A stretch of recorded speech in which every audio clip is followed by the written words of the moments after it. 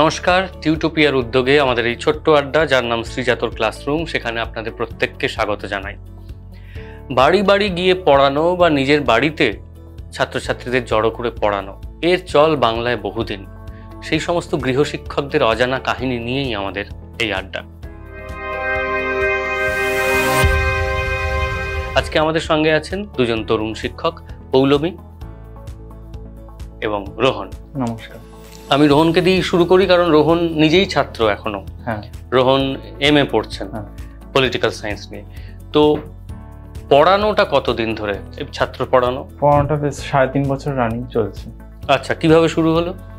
পড়ানোটা basically শুরু হয়েছিল যখন কোভিডের লকডাউনটা শুরু হয়েছে। তারপর থেকে একটা দিদি পড়াতো, তো ওই দিদির স্টুডেন্টই আমাকে বললে পড়ানোর কথা। বাট মানে আপনাকে পড়াতেন একজন?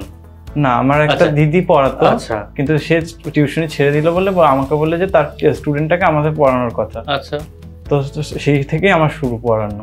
তো তখন কি পড়াতেন? তখন বেসিক্যালি বাচ্চাদের যে বাংলা, ইংলিশ আর ম্যাথ হয় সেটাই। এখন কি পড়ান? এখন বেসিক বাংলা, জিওগ্রাফি, হিস্ট্রি, আর আমার নিজের সাবজেক্ট যেটা পলিটিক্যাল সায়েন্স সেটা পড়াই। তো এইটা যে করে আপনি নিজের MA-রও তো পড়াশোনা আছে, সেইটা করবার সময় পান? হ্যাঁ।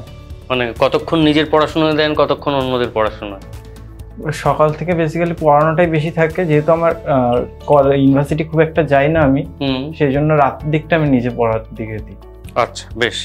আমি আসি পৌলমীর কাছে। পৌলমী কতদিন পড়াচ্ছেন? আমি প্রায় 4 বছর। আচ্ছা, কিভাবে শুরু হলো? শুরুটা বলতে গেলে একটা ছোট্ট গল্পের মাধ্যমে শুরু করি। আমি বাংলাতে মাস্টার্স করেছি, BEd করেছি, এবং যথারীতি যেটা হয় বিভিন্ন স্কুলে CV জমা দেওয়া, তো আমিও তাই করেছি, বিভিন্ন প্রাইভেট স্কুলে CV দিয়েছি। তো একটা সময়ের পরে গিয়ে আমি দেখতে পাচ্ছি যে প্রত্যেকটা স্কুল আমাকে ক্যান্সেল করছে, যেটা আমার কাছে খুব একটা কষ্টের বিষয়। যে আমি গ্র্যাজুয়েশন করেছি, ইনফ্যাক্ট মানে প্রথম থেকেই নাম্বারটা খুব কম ছিল না, এবং প্রত্যেকটা স্কুল যখন আমাকে ক্যান্সেল করছে, বা আমি যখন দেখতে পাচ্ছি যে আমার থেকে যারা পড়াশোনায় অতটাও ভালো না তারা চাকরি পেয়ে যাচ্ছে, এবং ক্যান্সেল করার যে মূল কারণটা ছিল সেটা হচ্ছে আমি বাংলা মিডিয়াম। সে কি কথা? বা আমি বাংলা নিয়ে পড়াশোনা করেছি, বা বিভিন্ন স্কুলে গিয়ে আমার যে অভিজ্ঞতাটা হয়েছে, বাংলা এমন একটা সাবজেক্ট না হলেও চলে, মানে তার জন্য টিচার রাখার প্রয়োজন নেই, অন্য কেউ একজন পড়িয়ে দিতেই পারে। তো এটা আমার কাছে ভেতরে একটা কষ্টও লাগলো। তারপর এখানে গিয়ে আমি একটা মানুষের কথা একটু বলি, যিনি আমার হাজবেন্ড। উনি আমাকে বললেন, উনিও বাংলার টিচার। তার নামটা বলুন। তার নাম হচ্ছে অর্ণব। আচ্ছা। তো আমাকে বললো যে তুমি প্রাইভেট পড়াও, বা আমরা যে জায়গাটা থাকি ঠাকুরপুকুর, ওখানে অনেক স্টুডেন্ট আছে যারা বাংলা ভালো করে বলতে পারে না, বা ICSC বোর্ডের স্টুডেন্ট, CBSC বোর্ডের স্টুডেন্ট, তারা বাংলাটা ভালো করে বলতে পারে না। তো তারা ওর এই কথাটা বলার পরে আমি চেষ্টা করলাম, তারপর দেখলাম প্রথমে 2 জন 3 জন, এইভাবে আমার কিছু বাড়তে থাকলো।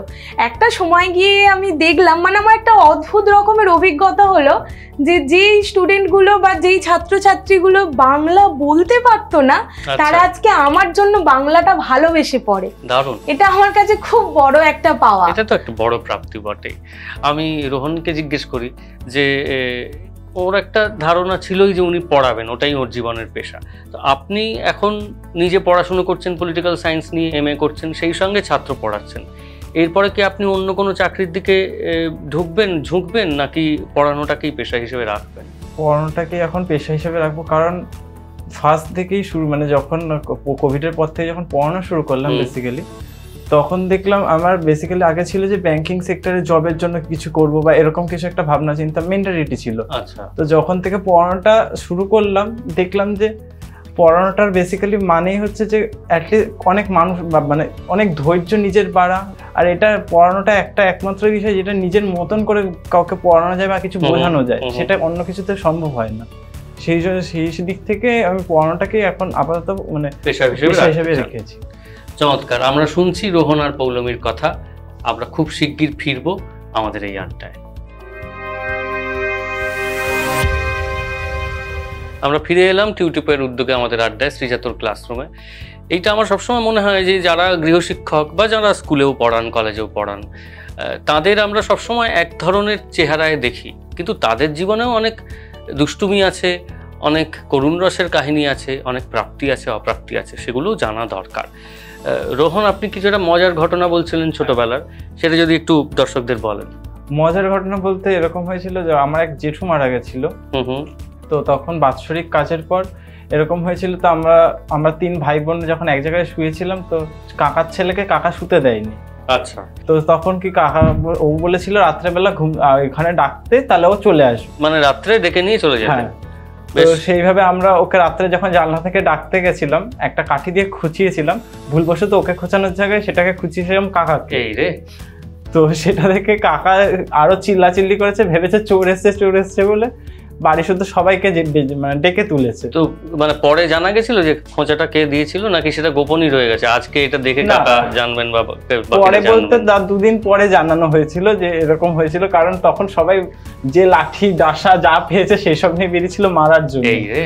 সেই সময় আর কিছু বলা হয়নি, যে তাহলে লাঠি ডাসা আপনাদের পিঠেই পড়তো। হ্যাঁ, অ্যাকচুয়ালি সেটাই। সেই জন্য তখন সবাই আমিও ছাদে লুকিয়েছিলাম, তো আরেক দাদা ছিল সে বক্সের মধ্যে ঢুকে গেছিল এরকম করে। কিন্তু পরে আপনারা স্বীকার করেছিলেন যে দোষটা আমাদের। হ্যাঁ, পরের দিন বলা হয়েছিল যে আমরা ছিলাম, আমরাই দায়ী, কারণ সেই সময় যদি বেরোতাম তা সেই সময় আপনাদের পিঠেই পড়তো। হ্যাঁ, বুঝতে পেরেছি। পৌলমী, আপনার ছোটবেলাটা খুব অন্যরকম কেটেছে। এক হচ্ছে যে আপনি বলছিলেন আপনি একেবারে গ্রামে নদীর ধারে মানুষ হয়েছেন, এবং সেই গ্রামে মানুষ হয়ে আপনি নাচকে বেছে নিয়েছেন নিজের পছন্দের কাজ হিসেবে। সেই যাত্রাটা কেমন ছিল, আর তার সঙ্গে আপনার খুব একটা অনুভবী গল্প জড়িয়ে আছে, সেটা যদি ছোট করে একটু বলেন আমাদের। আসলে আমি তখন 2.5 বছর বয়স, তখন থেকে আমি নাচ করি। কি নাচ শিখতেন? আমি রবীন্দ্রসঙ্গীত শিখতাম, আর তার সাথে কত্থক শিখতাম। এবং নাচ যে শেখার আগ্রহ, এটা এসেছে আমার দিদার থেকে। আমার দিদা হচ্ছে এখন বর্তমানে ওনার বয়স 65 মতো, কিন্তু ভদ্রমহিলা এখনো রবীন্দ্রনাথের আবৃত্তি মানে জোরে জোরে পাঠ করতে পারেন, এরকম আর কি। তো দিদাই আর কি আমাকে নিয়ে গিয়ে নাচ শেখাচ্ছিল, এবং এই সূত্রে বলা ভালো যে আমার ছোটবেলাটা মামার বাড়িতেই কেটেছে। আচ্ছা। এবারে একদিন নাচের প্রোগ্রাম ছিল, সম্ভবত তখন আমার বয়স 3 বছরের মতো হবে। এবার কম্পিটিশনটা আমি প্রথম হয়েছিলাম। এবার ওই সময়ে ওই সিচুয়েশনে দাঁড়িয়ে মানে গ্রামের মানুষের মধ্যে ওই যে নাচ করবে একটা বাড়ির মেয়ে, এটা মেনে নেওয়াটা একটু কঠিনই ছিল, কিন্তু আমার বাড়ি থেকে আমি সাপোর্ট পেয়েছি। এবং আমি কম্পিটিশনে প্রথম হওয়ার পরে আমার বাবা সেদিন কেঁদে ফেলেছিল। মানে এই ঘটনাটা আমার কাছে খুব একটা মানে এটাই শ্রেষ্ঠ পুরস্কার। হ্যাঁ, ওই দিন মানে ওইটা আমি ভুলতে পারবো না কোনোদিন। এখনো কি নাচ আপনি চালিয়ে যাচ্ছেন? চেষ্টা করি, কিন্তু সেইভাবে প্রত্যেকদিন প্র্যাকটিস করা হয় না, কিন্তু আমি নাচটা ভালোবেসে করি যখনই করি। চমৎকার। আমরা আছি রোহন আর পৌলমীর সঙ্গে, শিগগিরই ফিরবো আমাদের পরের রাউন্ডে। আমরা ফিরে এলাম আরো কিছু মজার গল্প নিয়ে আমাদের পরের রাউন্ডে। আচ্ছা রোহন, জীবনের বেশিরভাগ ক্ষেত্রে আমরা আজকাল দেখি যে যতই দোষ করুক না কেন ঠিক পার পেয়ে কোথাও একটা পালিয়ে বেঁচে যায়। আপনার জীবনে উল্টো হয়েছিল, আপনি দোষ করেননি কিন্তু আপনাকেই শাস্তি পেতে হয়েছিল। সেই গল্পটা একটু চটজলদি আমাদের শোনান। চটজলদি বলতে হলে আমি ক্লাস তখন 10-এ পড়ি। তো আমাদের স্কুলে যে মানে গার্ড থাকে, তো সেই গার্ডের স্ত্রীকে কেউ ঢিল ছেড়ে মাথা ফাটিয়ে দিয়েছে স্কুলে ঢুকে মানে ফার্স্ট আওয়ারে ওই 10:30 নাগাদ ঢুকে ওরকম করেছে।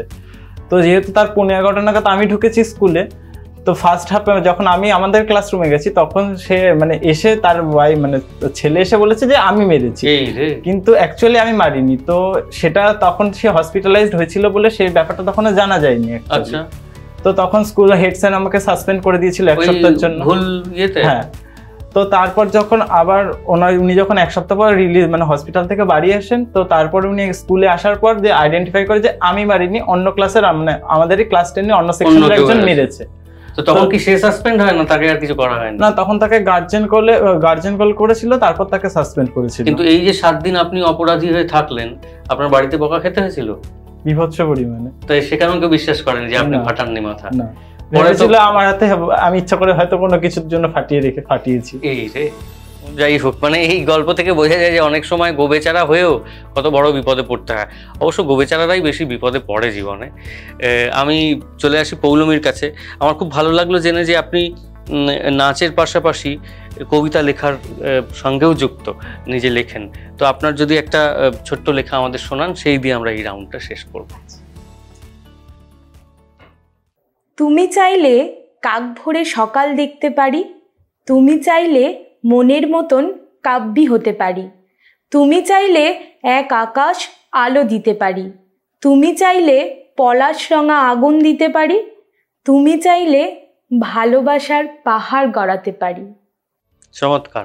আমরা সবসময় আমাদের যারা অংশগ্রহণকারী তাদের বলি যে কোনো পারফরমেন্স ওরিয়েন্টেড কিছু থাকলে একটু ছোট সংক্ষেপে করতে হবে, কারণ আমাদের সময় সংক্ষিপ্ত। আপনি এত সংক্ষিপ্ত করে এনেছেন যে আপনাকে আর কিছু বলারই নেই। আমরা রোহন আর পৌলমীকে নিয়ে পরের রাউন্ডে, শেষ রাউন্ডে ফিরছি। আমরা ফিরে এলাম শ্রীজাতর ক্লাসরুমের শেষ রাউন্ডে। আর সঙ্গে আছেন স্বল্পভাষী রোহন। এবার আমি জিজ্ঞেস করি যে বাংলা যেহেতু একটা পছন্দের জায়গা, প্রিয় তিনজন যদি সাহিত্যিক বা কবির নাম বলি, কাদের কথা বলবেন? মহাশ্বেতা দেবী আছেন, বেশ, অতুল প্রসাদ সেন আছেন, শরৎচন্দ্র চট্টোপাধ্যায় আছেন। এদের তিনজনের লেখাই কি বেশি পড়া হয়? হ্যাঁ, এদের তিনজনের লেখা পড়া খুব বেশি হয়। আর এখন একটু পড়াটা কম হয়, কারণ এখন বেশি পড়া হয় যেহেতু কার্ল মার্কস, এদেরকে নিয়ে এখন বেশি চর্চায় রয়েছে। আচ্ছা আচ্ছা, কিন্তু সাহিত্যিক বলতে আপনার এই তিনজনকে আপনি এগিয়ে রাখবেন আপনার জীবনে। আর পৌলমীকে আমি জিজ্ঞেস করি, আমারও একটা আক্ষেপ আছে যে কথাটা আপনি একদম গোড়ায় বললেন, যে বাংলাটা যেন মানে না পড়লেও চলে এবং যে কেউ পড়িয়েও দিতে পারে কোনো রকম ভাবে। তো আপনার জীবনে এরকম কোনো ঘটনা আছে যেখানে বাংলা বিষয় এইরকম একটা তাচ্ছিল্যের জায়গা থেকে কোনো প্রাপ্তির জায়গায় পৌঁছেছে? হ্যাঁ, আমি যখন আমার এই মানে ছোট্ট শিক্ষকতার জীবনে যখন আমি প্রথম শুরু করি টিউশন পড়ানো, তখন একজন গার্জিয়ান আমার কাছে আসে। উনি আমাকে বলেন যে সম্ভবত ছাত্রটি এখন এইচএস পাস করবে আর কি, কিন্তু তখন 11-এ পড়তো। তো উনি আমাকে এসে বলেন যে আমার ছেলে বাংলাতে ভীষণ কাঁচা, তো আপনি শুধু পাস মার্কটা তুলে দিন। আমার অত বেশি নাম্বারের প্রয়োজন নেই, ও সায়েন্স নিয়ে পরবর্তীকালে এগোবে, না হলে ইংলিশ অনার্স পড়বে, বাংলার প্রতি অত টানও নেই, আপনি শুধু পাস করিয়ে দিলেই হবে। তো 2 বছর পড়ানোর পরে সেই ছাত্রটা তার মাকে বা বাড়িতে গল্প করেছে যে আমি এইচএস দেওয়ার পরে যদি জেনারেল লাইনে পড়াশোনা করি তাহলে আমি পৌলমী ম্যামের মতো বাংলা নিয়ে পড়াশোনা করব, যেটা আমার কাছে সত্যি অনেক বড় পাওয়া। এটা বড় পাওয়া, সত্যি বড় পাওয়া। আমি আপনাদের দুজনকেই অসংখ্য ধন্যবাদ জানাই। আমাদের আড্ডায় আসার জন্য একটা ছোট্ট উপহার আছে, সেটা তুলে দিতে চাই। ধন্যবাদ।